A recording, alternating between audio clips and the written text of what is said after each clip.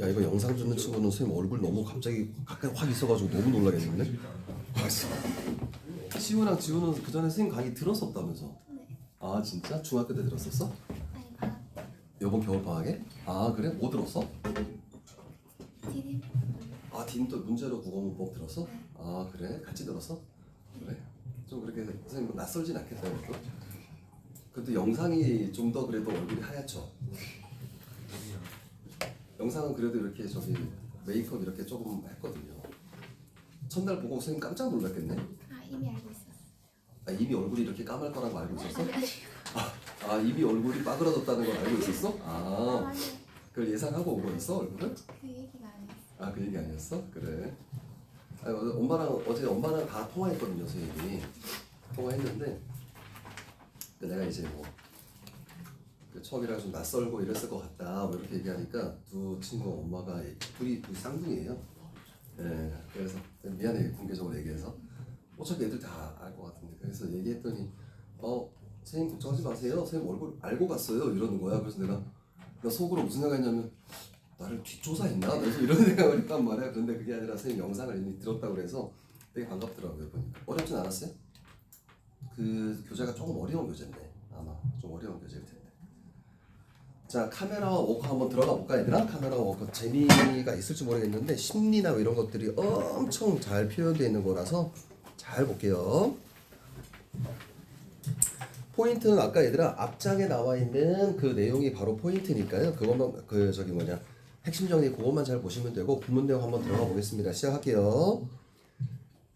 자 앞부분 줄거리 보자. 나는 나 동그라미 치고 이게 주인공입니다. 나라고 하는 사람이 6.25 전쟁으로 인해 오빠 부부를 잃고요. 결혼도 하지 않은 채 20대의 나이에 갓난 아기인 조카 훈이를 맡아 키우게 된다. 훈이에게 먹일 우유를 사기 위해서 밑줄 쳐볼게 얘들아. 훈이에게 먹일 우유를 사기 위해서 밑줄 치고 이게 피난을 가게 된 이유입니다 여러분. 피난을 가게 된 직접적인 이유예요.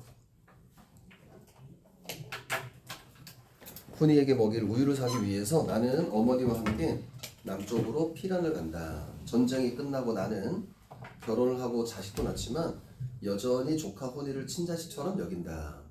그러니까 조카에 대한 사랑이 있었던 거죠. 훈이가 이 밑줄 쳐볼게 얘들아. 사회 문제에 휩쓸리지 않고 그저 풍요롭게 살기를 바란다. 밑줄 치고. 이게 바로 나의 소망이야. 나의 유일한 소망은 뭐냐면 훈이가 사회 문제에 얽매이지 않고 그냥 편하게 살기를 소망하는 거야. 이게 어떤 상징적 의미가 있다고? 소재가 카메라야 카메라. 그러니까 주말마다 카메라 들고 야외 나가서 사진 찍고 가족들하고 뭐 이렇게 맛있는 거 먹고 이렇게 사는 게 유일한 희망인 거야. 나의 희망이야. 바라면서 나는 훈이의 삶에 깊이 관여한다. 밑줄 쳐볼게. 훈이의 삶에 깊이 관여한다. 밑줄 치고 이 훈이의 삶에 깊이 관여하는 게 바로 뭐냐면 갈등의 원인이 됩니다. 그러니까 나라고 하는 사람이 있잖아. 훈이가 뭐 잘못되기를 바라거나 이러진 않을 거 아니에요. 당연히 이제 고모 입장에서. 근데 삶에 깊이 관여하게 되면서 그 사이에 이제 가치관 갈등이 나타나. 밑에다가 하나 더 써볼까? 가치관의 갈등이라고 써볼게요.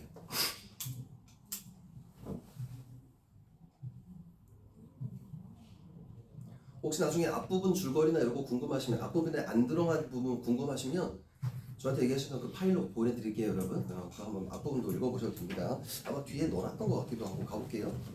훈이가 고등학교 2학년이 되자 반을 문과이과로 나누게 되었고 문과이과 뭔지 아시죠? 문과이과로 나누게 되었고 훈이가 나한테는 아무 상의도 안 하고 문과를 택한 걸 나는 나중에야 알았다. 밑줄 쳐볼까 얘들아? 나에게 상의 없이 문과를 선택했다. 밑줄 치고 이게 바로 뭐냐면 갈등의 원인이 됩니다. 그러니까 여러 번의 갈등이 있거든? 근데 첫 번째 갈등의 원인이야.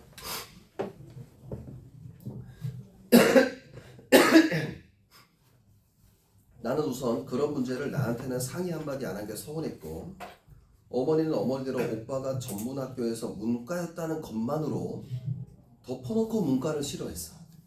무슨 얘기인지 알겠죠? 덮어놓고 문과를 싫어한 거야. 오빠의 삶을 그대로 살지 않았으면 좋겠어. 어머니 입장에서는 자식을 잃었으니까 당연히 그대로 가지를 바라지 않겠죠. 어머니는 어머니대로 오빠가 전문학교에서 문과였다는 것만을 덮어놓고 문과를 싫어했다. 그래도 나는 훈이 편이 되어서 고등학교 문과가 반드시 장래 문과 지망을 의미하지는 않는다고 어머니를 설득하라고 했지만 어머니는 지레 겁을 먹고 있었다. 왜? 오빠와 같은 길을 갈까봐, 또 훈이를 잃을까봐 이런 걱정이겠죠. 어머니는 오빠가 평생 사회에 참여해서 돈 한 푼 벌어들인 일이 없는 주제에 까닭없이 죽어야 하는 일에는 끼어들고 말았다는 사실이 문과 출신인 것과 반드시 무슨 상관이 있다고 믿고 있었기 때문이다. 이 어머니의 믿음이에요. 어머니의 믿음은 뭐냐면 평상시 먹고 살 거에 대한 관심 없이 사회 문제에 계속 끼어드는 게 바로 이제 그 아들이었고, 그러니까 훈이의 아빠였고, 그러니까 그것 때문에 결국 죽임을 당했다라고 하는 것이 항상 이제 꺼림칙하고 이랬던 거죠. 그래서 훈이가 절대로 문과를 가지 않았으면 좋겠다라는 믿음을 갖고 있었던 거예요. 그래서 끝까지 이렇게 반대를 했던 거겠죠. 나는 그럴 리가 없다고 어머니를 위로하면서도 속으로는 어머니 생각에 동조하고 있었으므로 더 늦기 전에 이를 바로잡아 보리라고 마음을 먹었다. 나는 학교에 쫓아가서 선생님에게 애걸하다시피 해서 훈이가 문과에서 이과로 전과를 할 수 있도록 했다. 과를 이렇게 바꾼 거예요. 과를 이렇게 바꾸라고 얘기를 한 거고, 밑줄 쳐볼게. 학교에 쫓아가서 밑줄 쳐보자. 얘들아. 학교에 쫓아가서 이건 뭐야? 훈이의 의사를 고려하지 않음이라고 써볼게. 이것도 역시 갈등의 원인이 되겠죠.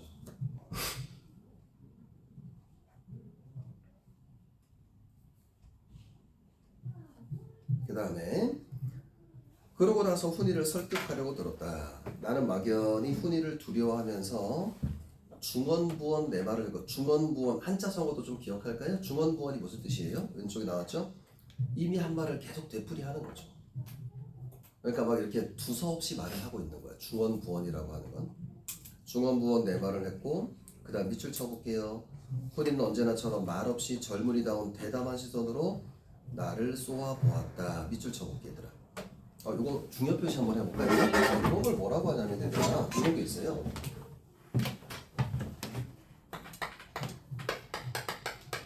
인물의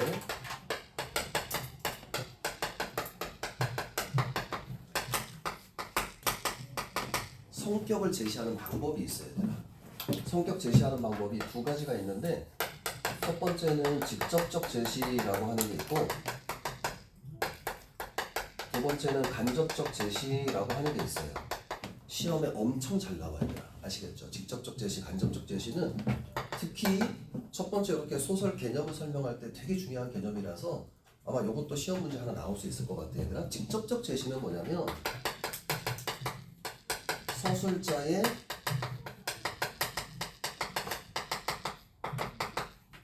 직접적인 서술이야.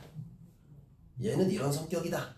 또는 얘는 이런 심리다, 이런 거야. 성격 이렇게 하면 성격이나 심리를 제시하는 방식도 역시 성격이나 심리를 제시하는 방식이라고 할게요. 심리를 제시하는 방법도 똑같아. 직접적 제시야. 예를 들어서 그는 우울했다, 그는 유쾌했다, 뭐 이런 식으로 직접 얘기해 주는 게 바로 직접적 제시예요. 근데 간접적 제시는 뭐냐면 서술자가 인물의 대화를 제시하거나 인물의 행동을 제시하는 거야.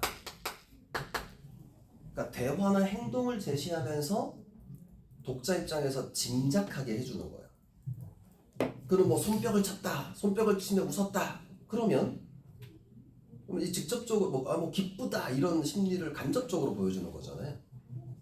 이해되겠죠? 그러니까 이런 걸 이제 간접적 제시라고 얘기를 해. 그럼 밑줄 쳤고, 방금 밑줄 쳤던 거. 훈이는 언제나처럼 말없이 젊은이다운 대담한 시선으로 나를 쏘아보았다라고 하면 직접 제시일까 간접 제시일까? 간접 제시죠. 옆에다가 써볼게. 나에 대한 반감이 나타나야 있어요. 나에 대한 반감이 나타나야 있는 거야. 왜? 반감이 나타나는 이유는 뭐냐면 가치관과 선택을 강요하는 거죠. 훈이 입장에서는 가치관과 선택을 강요하는 거지. 훈이는 이렇게 나는 이렇게 살고 싶은데 고모 입장에서 이렇게 이제 그 강요하는 거잖아. 그러니까 당연히 반감을 가질 수밖에 없는 거예요. 아시겠죠? 그 다음 보자. 훈아, 너희 담임 선생님이 그러시는데 너는 인문계보다는 이공계가 더 적성에 맞는데 좀 좋아. 공대 같은 데 가면 요새 공장이 많이 생겨서 밑줄 쳐볼까요? 이게 바로 뭐냐면 1970년대 산업화예요. 공장이 많이 생겨서 공대 출신이 제일 잘 팔린다더라 밑줄 쳐볼까 얘들아? 잘 팔린다더라. 이건 어떤 생각일까 얘들아? 물질 만능주의 세태를 강조하는 거지 얘들아. 그러니까 어떤 가치관을 가지고 사는 게 중요한 게 아니라 잘 팔려야 돼. 그러니까 상품성이 있어야 돼 사람이. 그래야지만 나중에 취업해서 되게 잘 먹고 잘 살 수 있는 거야. 이런 생각을 하고 있는 거야. 부모인 나는. 넌 큰 대기업에 취직해서 착실하게 일해서 돈도 모으고 연애도 하고 결혼도 해서 살림 재미도 보고 재산도 늘리고 그러고 살아야 돼. 이게 바로 뭐야? 카메라의 삶이야 얘들아. 그죠? 카메라의 삶이야. 문과 가서 뭐 하겠니? 그냥 상대나 법대로도 풀릴 수 있지만 상대는 뭐냐면 얘들아 옛날에 뭐 은행원에 취업한다든가 이렇게 취업이 잘 됐어요. 상대는 지금의 경영학과야. 법대 같은 경우는 뭐 판사, 변호사 뭐 이런 거 되는 거겠죠. 풀릴 수 있지만 그게 그리 쉬우냐? 까딱하단 문과나 문학이나 철학이나 학이야. 꼭 알맞지. 그러니까 문과에 대한 부정적인 시각인 거죠. 문과에 대한 부정적 시각이지 뭐. 문학이나 철학이나 학이에 꼭 알맞지. 아서 사람이 어떻게 하면 편하고 재미나게 사느냐를 생각하지 않고 사람은 어떻게 재미나게 편하게 사는 거를 생각하지 않고 이건 이과적인 생각이죠. 이과적인 생각이야. 사람은 왜 사나? 이건 뭐야? 문과적인 생각이죠. 철학 이런 거잖아. 사람은 왜 사나? 뭐 이런 거지. 돈을 어떻게 하면 많이 벌 수 있나 하는 생각보다 돈을 어떻게 하면 많이 벌 수 있나 이건 이과적인 생각이죠. 돈을 왜 버나 문과적인 생각이죠. 철학적인 생각인 거니까. 돈을 왜 버나 뭐 이런 생각 말이야. 그리고 오늘 고깃국을 먹었으면 내일은 갈비찜을 먹을 궁리를 하는 게 순서인데 내 이웃은 우거지국 이거 뭐야? 고깃국 먹었으면 내일은 갈비찜 먹을 궁리하는 이건 이과적인 생각이야. 이건 나의 가치관이야. 나의 가치관. 그런데 내 이웃은 우거지국도 못 먹었는데 나만 고깃국을 먹은 게 아닌가 하고 이미 뱃속에 든 고깃국조차 의심하는 바보지 말. 이것도 문과적인 생각인 거지 얘들아. 이렇게 자꾸 생각이 빗나가기 시작하면 영 사람 버리고 마는 거야. 어떡하든 너는 이 사회에 수능에서 이득을 보는 사람, 이게 내가 생각하는 긍정적인 사람이죠. 수능에서 이득을 보는 사람이 돼야지. 괜히 사회의 병폐는 뭐 부정적인 면 이렇게 생각하시면 돼요. 병폐는 도맡아 허풍을 떨면서 앓는 소리 내는 사람, 내가 부정적으로 생각하는 사람이죠. 내는 사람이 될 건 없잖아. 자 여기까지 빗금 치시고요. 여기까지 빗금 요렇게 슬래시 빗금 치시고 자 여기까지 포인트 선생님이 항상 정리해 줄게 얘들아. 여기까지 우리가 꼭 기억해야 되는 포인트 정리할게 얘들아. 오른쪽에다 이렇게 한 3개 정도 써볼게요. 자 첫 번째는 뭘 꼭 기억하시냐면 얘들아 시점 꼭 기억하셔야 돼요. 시점. 1인칭 주인공 시점이니까 뭐가 잘 나타나? 나의 심리 위주로 잘 나타난다는 거 꼭 기억하셔야 돼요. 나의 심리 위주로 전개하고 있다는 거. 그 다음에 두 번째는 뭐냐면 나와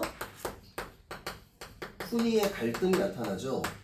그게 바로 뭐 때문에 갈등이 나타나는지라? 깨졌니? 문이과 선택하는 것 때문에 첫 번째 갈등이 나타난다 기억하세요. 이거는 무슨 갈등일까 얘들아? 인물과 인물의 갈등이지 얘들아. 그 다음에 세 번째는 나의 심리, 나의 문과와 이과에 대한 심리가 달라. 문과와 이과에 대한 심리. 문과는 뭔데? 사회 병폐에 대해서 고민하는 사람이야. 이과는 뭐야?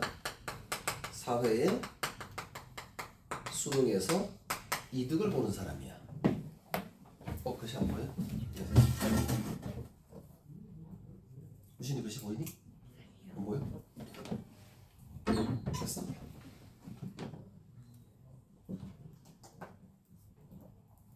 하나만 더 할까 얘들아? 4번은 아까 직접 제시 간접 제시라고 하는 거 있잖아요. 그거 상당히 중요해요. 선생님 얘한테 물 좀 갖고 올게.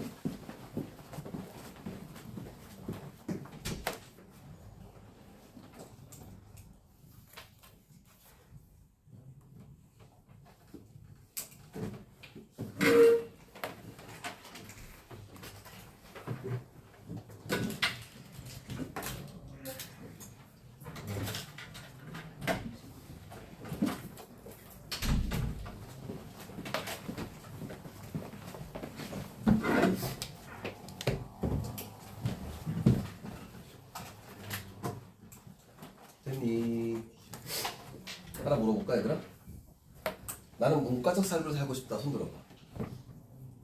문과적 삶을 살고 싶다. 손 들어봐. 나는 이과적 삶을 살고 싶다. 손 들어봐. 이과적 삶을 살고 싶다. 야, 손 내리고 13대 0이면 너무 심하지 않을까? 선생님 문과인데 혹시 이과 진학할 사람, 문과 진학할 사람 들어봐. 문과 진학하겠다. 진학을 문과 하겠다. 문과 나중에 뭐 하고 싶어? 시연아? 모르겠어? 수빈. 헷갈려. 수빈, 수민. 그죠? 지금 다른 학원에 이수민 또 있어요. 그래서 아까 문자 왔는데 아까 그 친구인 줄 알고 뭐 하고 싶어? 뭔가? 역사가 사회 쪽. 역사 사회? 엄마한테 얘기했어? 딱 굶는다 뭐 이런 얘기 하지 않아? 그런 얘기 많이 하죠. 근데 자기가 좋은 거 하면 좋아하는 거 하면 좋지. 역사 선생님 이런 거 하고 싶어? 아니면 교수 뭐 이런 거? 연구 뭐 이쪽으로? 그런 거 괜찮죠. 좋아요. 이과는 뭐 하고 싶나? 의사 손들. 의사. 무슨 과 의사 하고 싶어요? 사실 이공학 쪽 가려고 일단은 내과 쪽, 순환계 쪽으로 먼저 가요. 순환기 쪽? 의사 가운 잘 어울리는 것 같아. 그냥 얘들아 선생님 입에서 그냥 막 나오는 얘기야 얘들아. 알겠지? 너무 또 다른 거 이과 뭐 하고 싶어? 그 쌍둥이 뭐 하고 싶어요? 얘들아 수업 시간에 혹시 이런 친구 있거든? MBTI 미안하다. MBTI I 손 들어. I. 뭐 다 I야? 손 내리고 I는 질문 받는 거 되게 싫어하던데. 그런 거 있으면 얘기하세요. 선생님한테 혹시 카톡 남기시고 저 집중되는 거 싫어하니까 저한테 눈길 주지 마시고 이런 친구들이 있거든. 진짜 있거든. 우린 그런 건 아닌 것 같은데 저번에 한번 선생님이 컴플레인 하나 받았는데 선생님 수업 시간에 질문 많이 한다고 진짜 농담이 아니라 컴플레인 받은 적이 있어요. 그래서 왜 그런 거 있잖아. 그래서 뭐 질문하면 대답해야 될 것 같다고. 아니 대답 아니면 안 해도 되거든. 근데 대답도 못 하고 그러면 또 되게 좀 창피하고 그럴까봐 나한테 이렇게 문자 보낸 친구가 선생님 저 누군데 수업 시간에 질문하지 말아주세요 그러더라고. 저는 그 인정. 그럴 수 있을 거라고 봐요. 괜찮아요. 꼭 얘기하세요. 아시겠죠? 당황하지 말고. 그렇게 보니까 내가 참 너무 한심해 보인다. 선생님 택시 운전하면서 시를 쓰고 싶다 그랬잖아요. 그럼 나의 삶이 너무 한심스럽지 않나 얘들아? 이 고모인 나의 입장에 나라고 하는 인물의 입장에서는 저는 완전히 거의 쓰레기잖아요. 그죠? 뭐 시 쓴다고 하고 막 이런 건 사람이니까. 가볼게요 여러분. 자 우선 여기까지 첫 번째 좀 중요한 거 꼭 기억할게요. 고모 아버지가 그런 사람이었나요? 이게 뭐야? 사회 문제에 관심 있고 사회 병폐에 문제 제기하는 그런 사람이었나요? 이렇게 질문하는 거예요. 이해되겠죠? 고모 그런 사람이었나요? 풀이가 내 말의 중턱을 자르며 부듯이 말했다. 자, 옛날에 이런 말이 있었어요. 소설가는 숨겨진 우리말들을 또는 죽어있는 우리말들의 생명력을 부여한다. 이런 사람이 바로 소설가다. 이런 얘기를 했거든. 그래서 우리 푸듯이 이런 말 처음 들어보잖아요. 이 소설가들이 이런 말들을 살려서 다시 한번 쓰는 거예요. 그럼 이게 뭐야? 단어, 뜻, 의미, 문제 푸는 것도 자주 나와요. 단어, 뜻, 풀이 문제도 있어. 푸듯이 무슨 뜻이야 얘들아? 조용하게 있다가 불쑥 말하지만 혼잣말처럼 힘없이 말하는 모양을 푸듯이라고 합니다. 이런 단어 뜻도 좀 기억을 할게요. 색다른 단어 뜻이니까요. 옛날에 어떤 소설가가 얘들아 TV에 나와서 인터뷰를 했어요. 그 사람이 이제 소설을 학생들한테 가르치는 사람인데 첫 번째 시간에 학생들한테 이렇게 얘기를 했대요. 뭐라고 얘기했냐면 앞으로 여러분들이 소설 쓸 때 절대 쓰면 안 되는 말, 절대 쓰면 안 되는 말이 뭐냐면 뭔지 알아? 짜증난다라는 말을 쓰지 말라. 왜 그러냐 그러니까 짜증난다는 말은 그 구체적인 감정들을 모두 포괄할 수 있는 말이라고 하는 거예요. 와, 숙제 검사하는데 숙제 안 해서 아 짜증나. 와, 여자친구가 약속 있는데 여자친구가 저기 뭐 약속 안 지켜서 아 짜증나. 뭐 배고픈데 아 짜증나. 그 각각의 감정들은 다 다르잖아, 구체적으로 얘기하면. 그런데 소설가는 그걸 전부 다 짜증난다라고만 얘기해버리면 감정 표현의 세세한 면이나 단어 뜻의 세세한 면을 전부 다 살릴 수 없다는 거야. 그래서 짜증나라는 말을 절대 쓰면 안 된다고 가르친다고 하더라고요. 그럼 그때 되게 감동받았었거든. 그래서 이런 단어 의미들, 새롭게 나오는 단어들 있으면 이런 단어 의미도 시험에 잘 나오니까 좀 기억할게요, 여러분. 푸드시 처음 보는 거죠. 내 말에 중턱을 자르며 푸드시 말했다. 나는 당황했다. 훈이가 아버지에 대해 뭘 물어본 게 이번이 처음이라 그렇기도 했지만 내가 오빠에 대해 오랫동안 몰래 추측하고 있던 걸 훈이한테 느닷없이 들키고 만 것 같아 더욱 그랬다. 그러니까 뭐냐면 훈이의 질문에 이제 당황을 한 거야. 나도 평상시에 그런 짐작을 하고 있었던 것 같아. 오빠가 이러이러한 삶을 살지 않았을까? 이런 고민을 하지 않았을까? 이런 생각을 하고 있었던 거야. 근데 그 질문을 나에게 했으니까 훈이의 질문에 당황하는 거겠죠. 나는 아니라고 강하게 부인하고 아니야. 나는 아까 한 소리를 간곡하게 되풀이했다.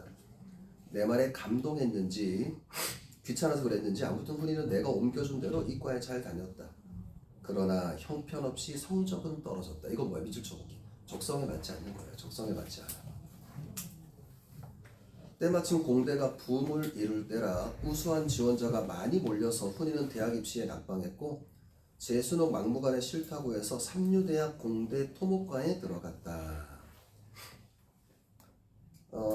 훈이가 대학에 다니는 4년 동안 내내 대학가는 어수선해서 데모 뭔지 알죠, 여러분들? 뭐 데모하고 집회하고 이런 거예요. 휴교, 조기 방학의 악순환 연속이었다. 여기까지 두 줄 밑줄 쳐볼까요, 여러분? 훈이가 대학에 다니는 4년 동안 여기서부터 악순환의 연속이었다 밑줄 치시고 이렇게 써볼게요. 작품의 시대적 배경에 대한 요약적 제시라고 써볼게요. 작품의 시대적 배경에 대한 요약적 제시라고 써볼게요.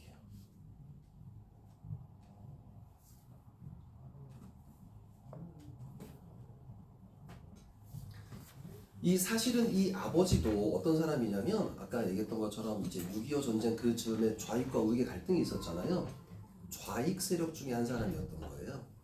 그러다가 아마 뭐 본문에 이제 나오지만 거의 뭐냐 저기 그 빨치산 뭐 이런 거 들어본 적이 있니 얘들아? 빨치산이라고 해서 남한 내에서 좌익 활동을 하다가 이제 들켜서 이렇게 죽임을 당한 사람이라고 생각하면 돼.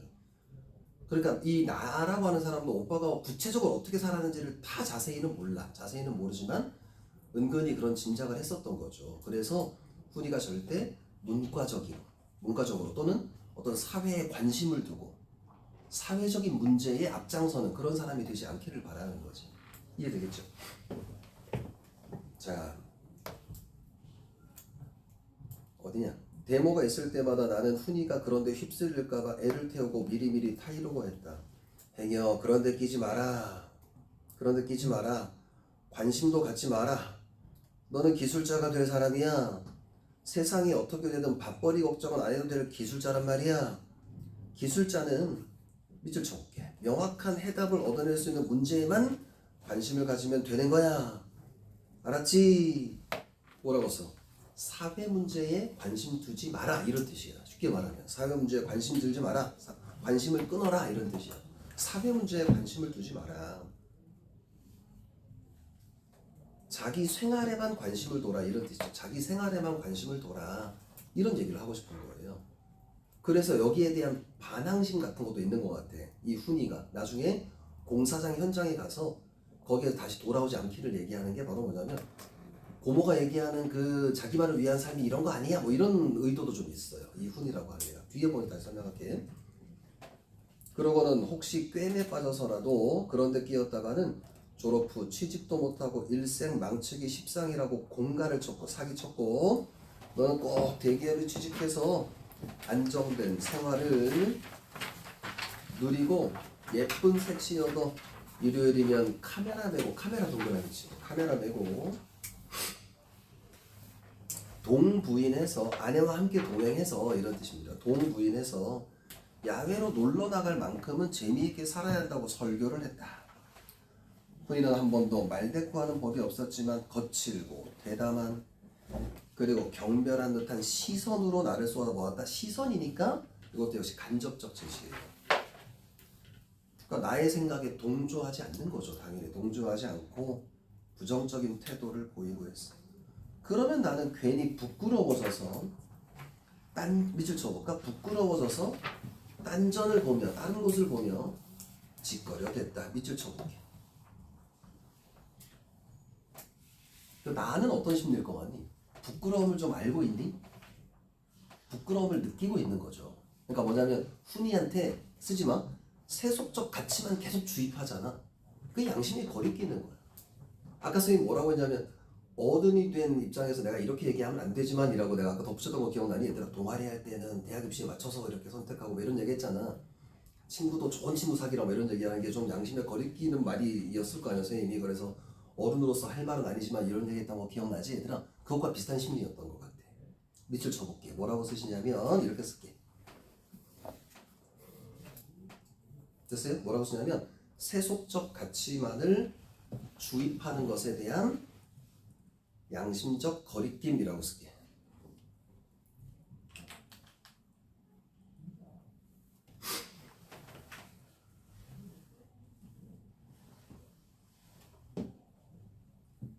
나는 부끄러움을 타면서도 꽤나 줄기차게 그런 말을 훈이에게 했었나 보다. 대학교 졸업반 때 나는 돈에 여유가 좀 생긴 김에 훈이에게 카메라를 하나 사주고 싶어서 의향을 물어봤더니 단호하게 거절하는 말이 고모 난 카메라라면 지긋지긋해 이가 갈려 생전 그런 거 안 가질 거야. 거부감이 나타나 있는 거죠. 왜? 강요된 삶에 대한 거부감. 그러니까 나가 강요한 삶에 대한 거부감이야. 훈이는 그래서 이제 생전 그런 거 안 가질 거야. 이 거부 의사를 직접적으로 밝힌 거예요. 아까 위에랑 달라진 건 아까 뭐였냐면 시선만 쏘아붙였다라고 했잖아. 시선만. 근데 여기서는 거부 의사를 직접 얘기하고 있는 거예요. 그럭저럭 무사히 졸업하고 입대했지만 곧 의가사 제대를 할 수가 있다. 의가사는 뭐냐면 군대에서 다쳐서 제대하는 거야. 군 업무를 계속 수행할 수 없을 것 같다라고 해서 다쳐서 제대하는 게 의가사 제대야. 의가사 제대를 할 수 있었다. 이제 취직 문제만 남았는데 이것만은 그렇게 쉽지가 않았다. 대기업은커녕 착실한 중소기업의 문턱도 낮지는 않았다. 당시 이렇게 취업난이 좀 심각했던 거죠. 막상 취직 문제에 부딪히고 보니 남의 떡이 더 커 보이는 식으로 이공계보다는 인문계 출신의 문호라고 하는 것은 통로, 수단 이런 뜻이야. 오른쪽에 뜻을 보세요. 외부와 교류하기 위한 통로나 수단을 비유적으로 얘기하는 거예요. 인문계 출신의 문호가 훨씬 넓어 보이는 게 우선 나로서는 적잖이 속상한 일이었다. 왜? 내 생각대로 이과를 갔는데 이과 가서 취업이 잘 되라고 얘기를 했는데 이과 가는데 지금 오히려 취업이 잘 안 되고 문과가 더 취업이 잘 되는 것 같다는 생각이 들어서 미안함이 들었겠죠. 그래도 다행인 건 훈이가 그런 문제에 나를 원망하려는 기색이 조금도 안 보이는 거였다. 말없이 고분고분 취직시험을 수없이 보고 보는 족족 떨어졌다. 어떤 곳에서는 아이의 서류 심사부터 낙방을 시키는 걸 보면 대학교 성적이 시원치 않았던 것 같다. 어머니와 나는 한 번도 훈이가 대통령이나 장군이나 뭐 재벌이나 판검사 그런 게 되기를 바란 적이 없다. 바란 적이 없고 정직하게 벌어먹을 수 있는 기술 가르쳐서 대기업에 붙여서 공휴일날 쉬는 날 카메라 메고 야외에 나갈 만큼의 사람 사는 낙을 누릴 수 있기를 바랐을 뿐이다. 그런데 그나마 더 쉽게 되어주지를 않았다. 취직시험도 하도 여러 번 치르다 보니 보러 가라기도 점점 미안하게 되었고 2년 가까이를 이렇게 지겹게 보내던 훈이 어느 날 나에게 해외 취업의 길을 뚫을 수 있을 것 같으니 교재비로 돈을 좀 달라는 당돌한 요구를 해봤다. 이게 뭐냐면 취업이 어려운 상황이니까 해외에 취업할게요 뭐 이렇게 얘기한 거야. 됐니? 자 우선 여기까지 빗금 쳐볼게 얘들아. 자 여기까지 포인트 한번 정리해볼게. 여기까지 기억할 거 정리 한번 해보겠습니다.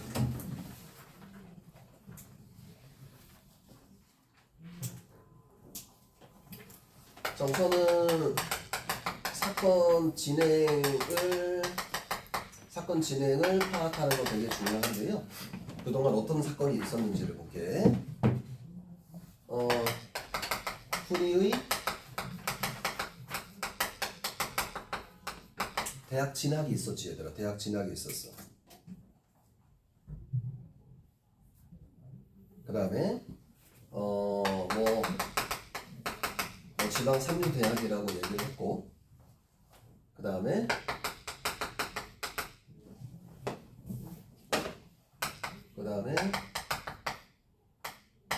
취업이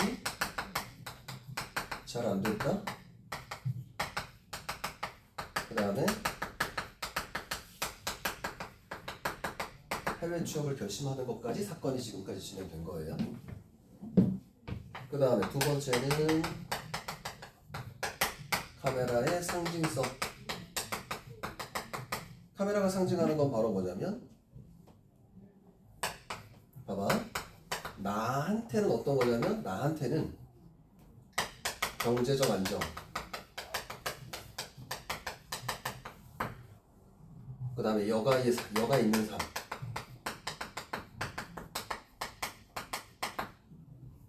근데 훈이한테는 어떨까 얘들아? 훈이한테는 이 카메라가 아까 지겨워 이렇게 얘기했었잖아.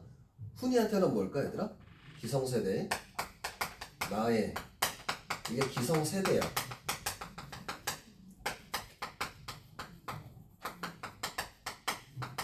강요된 삶을 상징하는 이중적 의미가 있어. 카메라라고 하는 것이.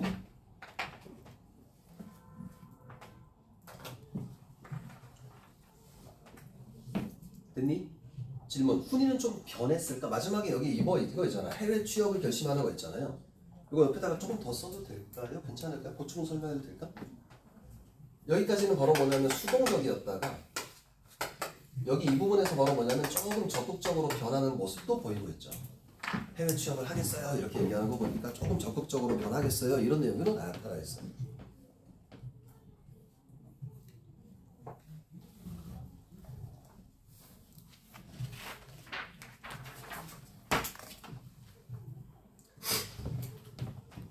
되었니? 소설 지겹죠?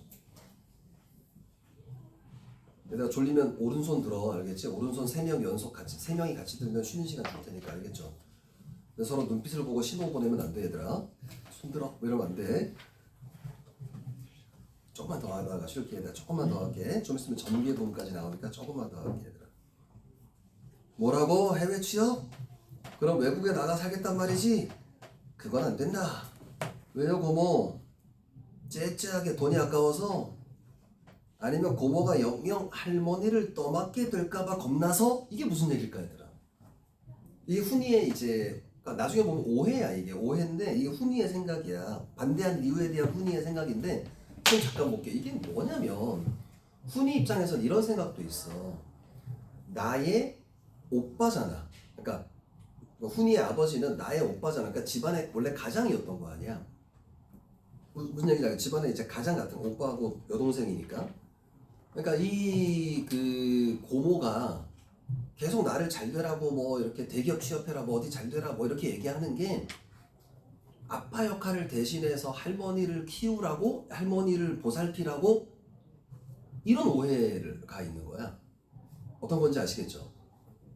그러니까 고모 입장에서는 이 훈이한테 그 할머니를 보살피게 하면 이제 자기의 책임은 좀 덜하는 거잖아. 그래서 이런 말을 하는 거예요.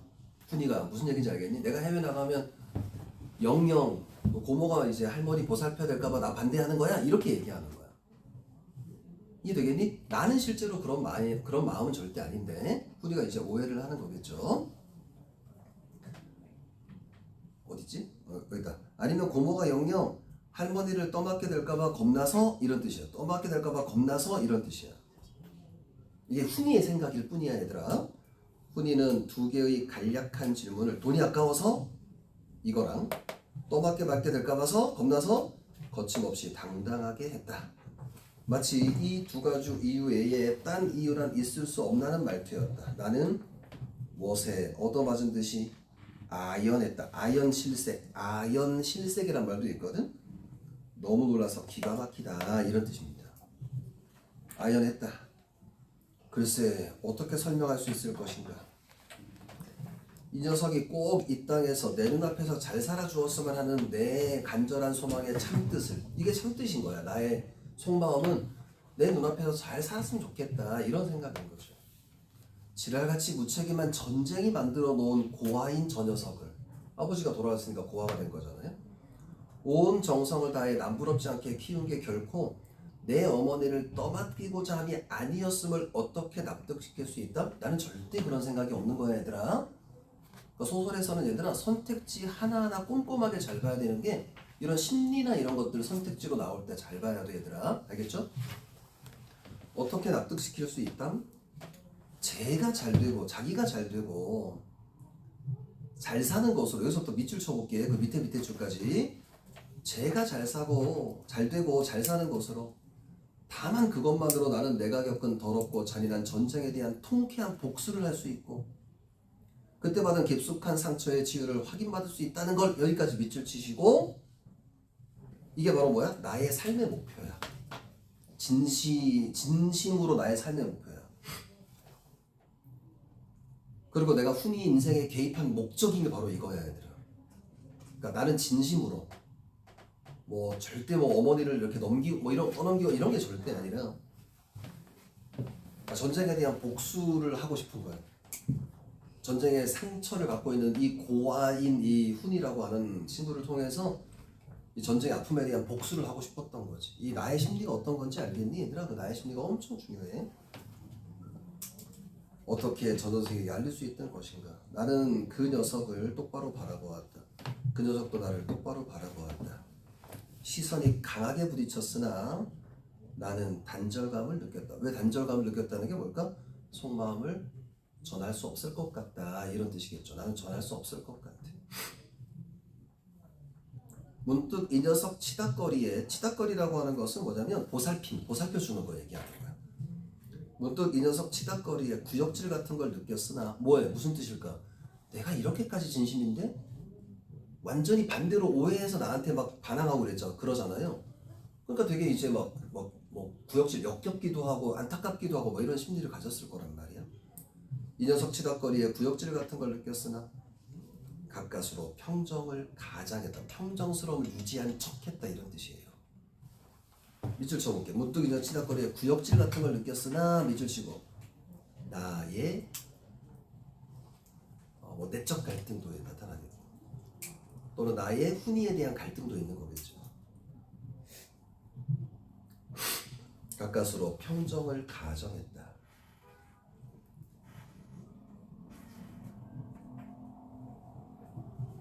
해외 취업은 당분간 보류하렴.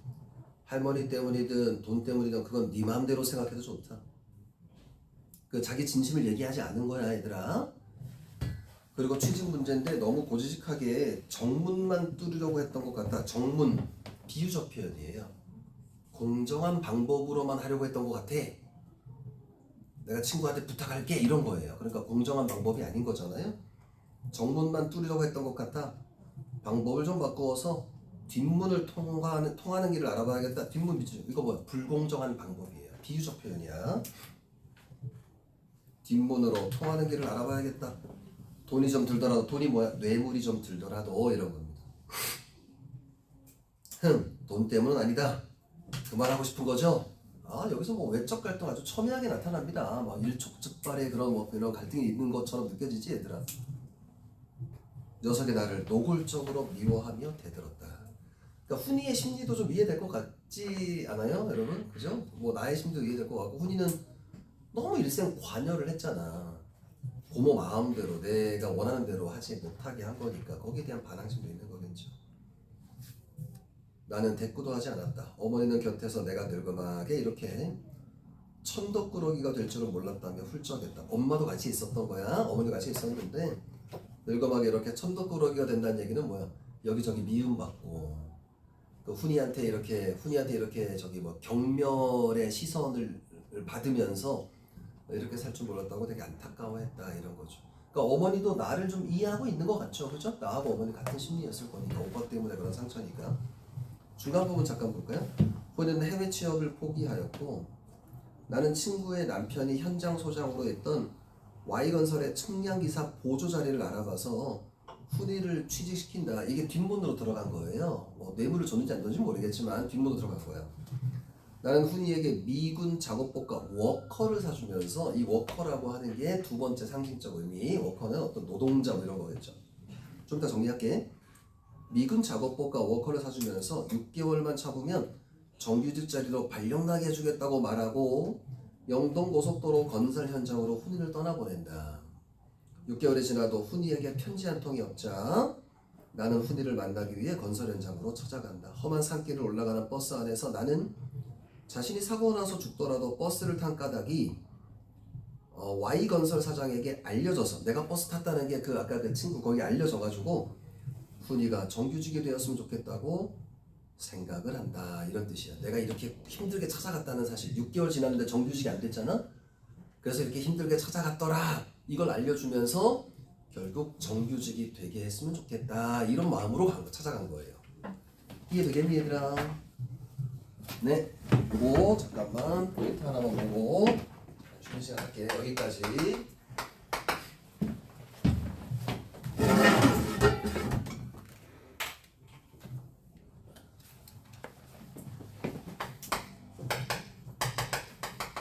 공문에 나타난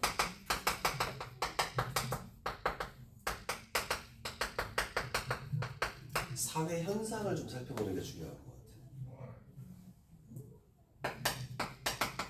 공대에 몰렸어.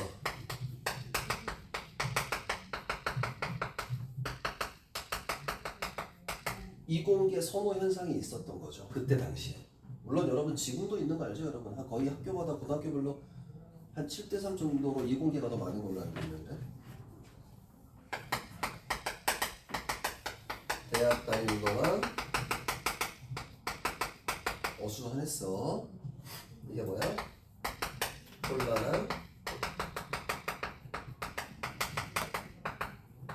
그때 뭐 박정희 정권 때 막 이때였거든요. 그러니까 혼란한 시대 상황이겠죠.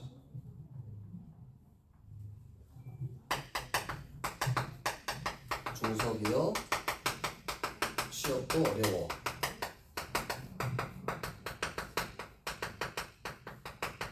취업난의 시대였다는 걸 알 수 있는 거야. 이런 시대상 연결하는 거.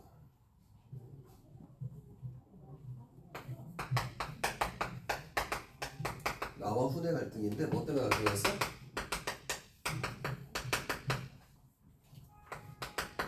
해외 취업 때문에 갈등한 거죠. 여기 지금 갈등이 얘들아 여기 첫 번째 나왔던 거 보이지 얘들아 여기 첫 번째 여기 두 번째 나오는 요 갈등 내용 확인해. 이게 얘들아 좀 지워진 거 같지? 뒤에 묻었니? 네. 아 그래? 내가 지웠구나. 그 다음에 세 번째는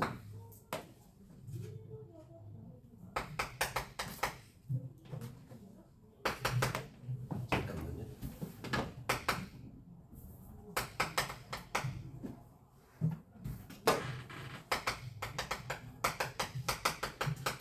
취업에 대한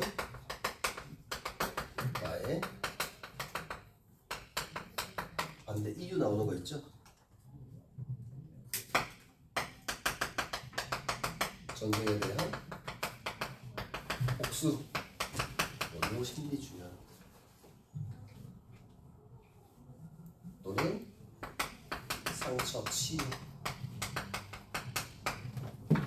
아까 뭐 맨 마지막에 뭐 정문과 뒷문의 의미 뭐 이런 건 안 써도 되겠지 얘들아? 네. 요 정도면 충분할 것 같고요. 여기까지가 바로 이제 전개 부분입니다. 여기까지 전개 부분이고 그 뒤에가 이제 절정 부분 몇 페이지만 더 하면 끝납니다, 여러분. 잠깐 쉬었다 할게요. 잠깐 쉬었다 하겠습니다.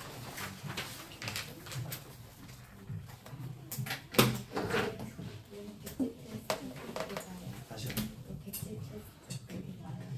다시요. 백스 테스트 어떻게 보냐고요? 얘들아, 요 백스 테스트는 얘들아 전문을 선생님이 다 집어넣을 거야. 전문 집어넣으면 요 정도 요 포인트만 이렇게 좀 정리하는 걸로 할까? 포인트만? 밑에 다 이렇게 어떻게 하겠니? 그지? 그러면 너희들하고 나하고 너무 멀어져.